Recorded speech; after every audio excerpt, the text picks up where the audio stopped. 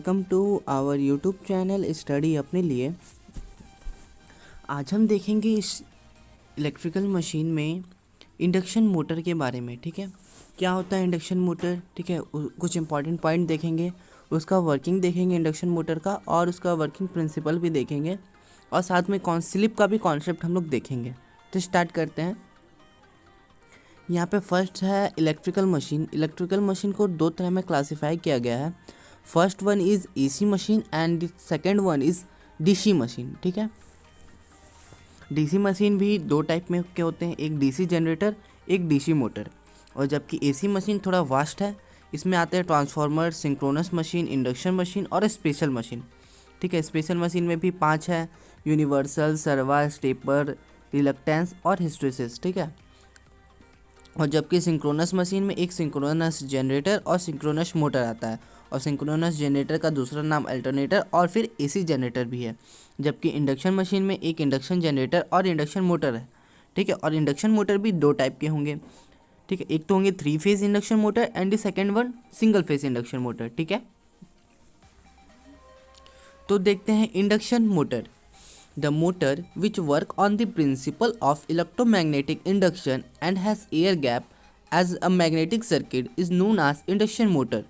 Means induction motor क्या होता है। इंडक्शन मोटर जो है फर्स्ट ऑफ ऑल वो इलेक्ट्रोमैग्नेटिक इंडक्शन के प्रिंसिपल पे काम करता है। ठीक है, ऐसा मोटर जो कि इलेक्ट्रोमैग्नेटिक इंडक्शन के प्रिंसिपल पे काम करे और उसका जो एयर गैप हो वो एज अ मैग्नेटिक सर्किट के जैसा हो। ठीक है, उसको हम लोग इंडक्शन मोटर बोलेंगे। कुछ इंपॉर्टेंट पॉइंट देखते हैं इंडक्शन मोटर के लिए। फर्स्ट पॉइंट है it's work on the principle of electromagnetic induction. ये जो है इलेक्ट्रोमैग्नेटिक इंडक्शन के प्रिंसिपल पे वर्क करता है। It takes 3 phase AC supply in stator winding when it work as motor. ठीक है, जब हम लोग इसको मोटर की तरह रन करेंगे तो इसे 3 फेज एसी सप्लाई चाहिए स्टेटर वाइंडिंग पे।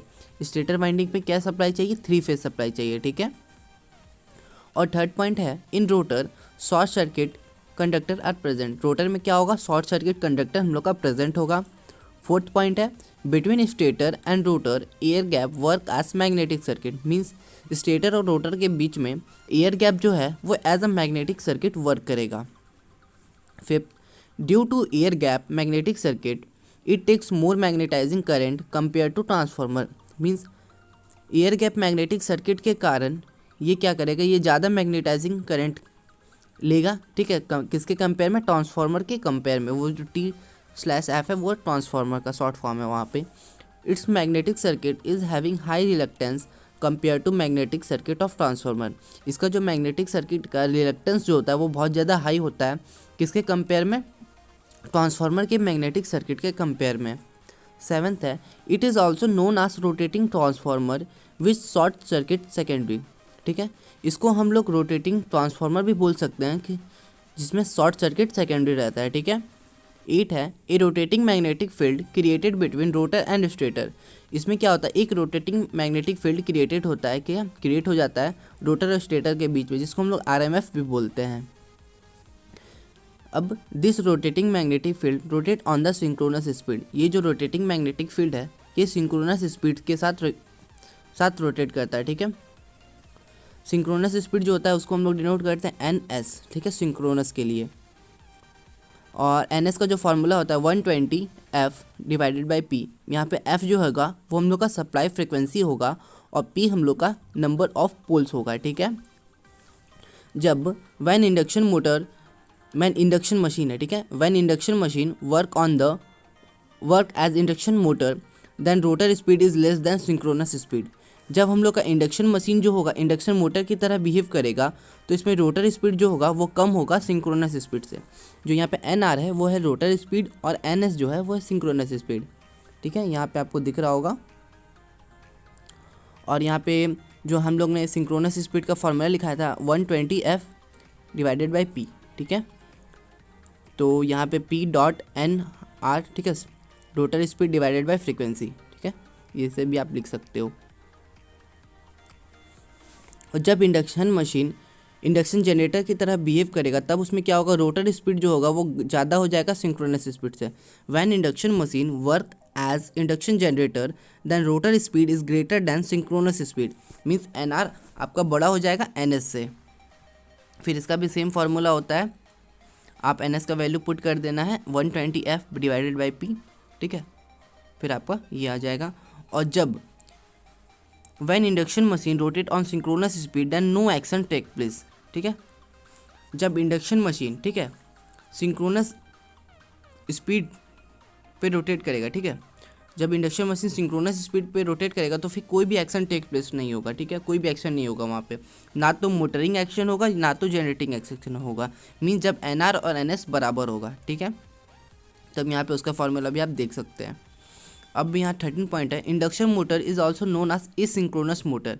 मीन्स इंडक्शन मोटर को हम लोग एसिंक्रोनस मोटर भी बोल सकते हैं. ठीक है, speed regulation is present in induction motor because rotor speed and synchronous speed both are different. Means induction motor में हम लोग का स्पीड रेगुलेटर भी प्रेजेंट होता है. मीन्स हम लोग को स्पीड कंट्रोल करने के लिए, क्योंकि इसमें स्पीड रेगुलेटर क्यों होता है, क्योंकि इसमें रोटर स्पीड और सिंक्रोनस स्पीड दोनों का अलग अलग होता है. 15 पॉइंट है यहाँ पे, induction motor work as inductive load, the load is in which current lags to the voltage. Means induction motor जो होगा इंडक्टिव लोड की तरह भी काम कर सकता है, क्योंकि इसमें जो लोड रहेगा वो लैग करेगा करंट से. इसमें मतलब करंट लैग करेगा वोल्टेज से. ठीक है, वोल्टेज से करंट लैग करेगा. लैग मीन्स कम रहेगा. ठीक है, और लीड मतलब होता है ज़्यादा. The magnetic field of induction motor is having rotating as well as alternating nature. इसका जो इंडक्शन मोटर का जो मैग्नेटिक फील्ड होगा वो रोटेटिंग के साथ साथ अल्टरनेटिंग नेचर का भी होगा. तो ये ओवरऑल आपको 16 पॉइंट समझ में आ गए होंगे. नेक्स्ट हम लोग देखते हैं principle and working of induction motor. ठीक है, क्या इंडक्शन मोटर का प्रिंसिपल है और इसका क्या इसका वर्किंग है. तो इस 16 पॉइंट में आपको समझ में आ गया होगा कि ये जो है इंडक्शन मोटर वो इलेक्ट्रोमैग्नेटिक इंडक्शन के प्रिंसिपल पे काम करता है, जिसमें कि म्यूचुअल इंडक्शन होता है. ठीक है, रोटर वाइंडिंग और स्टेटर वाइंडिंग के बीच में म्यूचुअल इंडक्शन होता है. वही यहाँ पे लिखा हुआ है, it works on the principle of electromagnetic induction.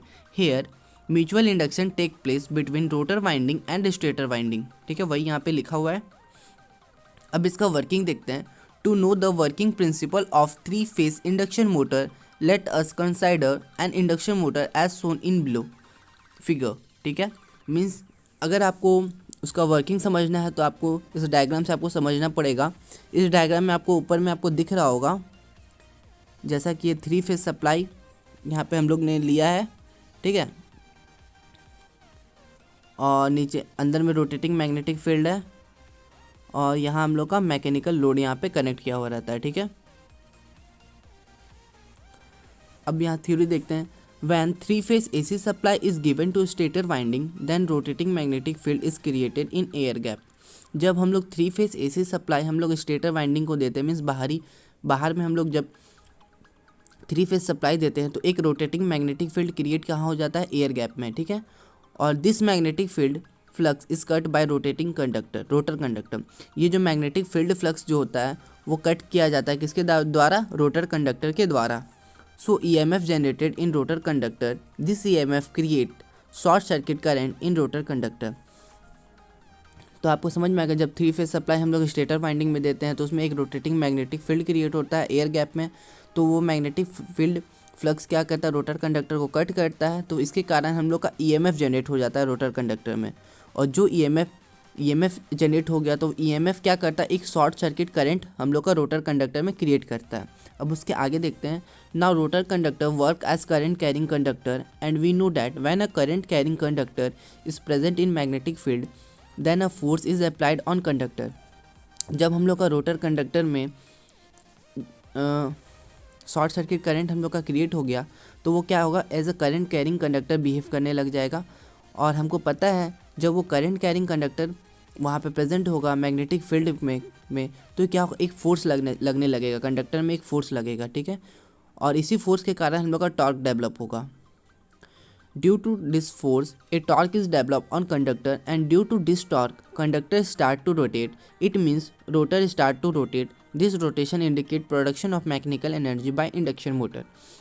क्योंकि जब ये टॉर्क हम लोग का डेवलप हो गया तो कंडक्टर जो होगा हम लोग का रोटेट करने लग जाएगा, मीन्स घूमना चालू हो जाएगा। इससे मतलब ये समझ में आएगा कि हम लोग का रोटर जो होगा वो रोटेट करने लगे, और यही रोटेशन से हमें ये समझ में आएगा कि हमें मैकेनिकल एनर्जी का उत्पादन हो गया, मीन्स हमें मैकेनिकल एनर्जी मिल गया है इंडक्शन मोटर के द्वारा। तो ओवरऑल यहाँ पे लिखा है thus we can see electrical energy is converted to mechanical energy by the help of induction motor. तो हम ये बोल सकते हैं कि इलेक्ट्रिकल एनर्जी जो हो गया हम लोग का मैकेनिकल एनर्जी में कन्वर्ट हो गया, किसके हेल्प से? इंडक्शन मोटर के हेल्प से। तो ये आपको क्वेश्चन किस तरह से पूछ सकता है? Explain operation of induction motor, ठीक है, explain working of induction motor, how electrical energy is converted into mechanical energy by induction motor, ठीक है। इस तरह से आपसे क्वेश्चन पूछ सकता है। तो आप ये नोट करके आप लिख सकते हो एज अ शॉर्ट में, तो आपको ये समझने में आसानी होगी। पहले तो हम लोग का 3 फेज सप्लाई मिलता है, ठीक है, हम लोग किस में देते हैं? स्टेटर पे देते हैं। फिर क्या होता है? रोटेटिंग मैग्नेटिक फील्ड हम लोग क्रिएट होता है। जब वो क्रिएट होगा तो फिर फ्लक्स क्रिएट होगा, फ्लक्स क्रिएट होगा तो फिर ईएमएफ, तो ईएमएफ जब हो गया तो वो क्या होगा? शॉर्ट सर्किट करंट हम लोग का बनाएगा, और शॉर्ट सर्किट करंट क्या होगा? करंट कैरिंग कंडक्टर क्रिएट करेगा, और वो क्या होगा? एक फोर्स लगाएगा मैग्नेटिक फील्ड में। फिर क्या होगा? हम लोग का टॉर्क डेवलप होगा, टॉर्क डेवलप होगा तो सीधा सा बात है मोशन होगा। जब मोशन हो गया तो उससे हम लोग क्या हो गया? मैकेनिकल आउटपुट हम लोग का मिल गया, ठीक है। तो ये वाला आप लोग का बहुत ज़्यादा इंपॉर्टेंट है, इसे आप लिख लीजिएगा। अब हम लोग स्लिप का कॉन्सेप्ट देखते हैं, ठीक है। स्लिप हम लोग ऐसे डिनोट करते हैं। फर्स्ट ऑफ ऑल यहाँ पे आता है सिंक्रोनस स्पीड। क्या होता है सिंक्रोनस स्पीड?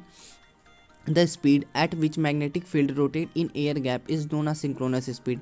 मीन्स ऐसा स्पीड जिसमें मैग्नेटिक फील्ड जो होगा, मैग्नेटिक फील्ड रोटेट करेगा एयर गैप में, उसे हम लोग सिंक्रोनस स्पीड बोलते हैं। और सिंक्रोनस स्पीड का जो फॉर्मूला होता है 120 F डिवाइडेड बाई P, यानी P हम लोग का नंबर ऑफ पोल है, F हम लोग का सप्लाई फ्रीक्वेंसी है। और जबकि rotor speed, the speed at which rotor rotate in air gap, जब हम लोग का रोटर एयर गैप में रोटेट करेगा उसको हम लोग रोटर स्पीड बोलते हैं। और यहाँ पे NR जो होता है 1 माइनस स्लिप के मल्टीप्लाई बाय NS के बराबर होता है, ठीक है। तो नीचे हम लोग का NR बाई NS, ठीक है, इक्वल टू 1/S। 1/S हम लोग का अप्रॉक्स एफिशिएंसी भी हम लोग बोलते हैं। अब हम लोग आते हैं स्लिप के बारे में। The ratio of slip speed to the synchronous speed of induction motor is known as slip. Means slip speed का ये एक तरह का रेशियो है, ठीक है, स्लिप स्पीड, ठीक है, और सिंक्रोनस स्पीड का रेशियो है, ठीक है। स्लिप स्पीड बटे सिंक्रोनस स्पीड, उसको हम लोग स्लिप बोलते हैं, ठीक है। स्लिप यहाँ पे लिखा हुआ है NS minus NR divided by NS, ठीक है। स्लिप स्पीड कितना होगा? Synchronous speed minus rotor speed divided by synchronous speed, ठीक है। यहाँ पे आपको दिख रहा होगा ऊपर सिंक्रोनस स्पीड में हम लोग रोटर स्पीड घटा देंगे तो हम लोग का स्लिप का स्पीड पता चल जाएगा, और नीचे सिंक्रोनस स्पीड।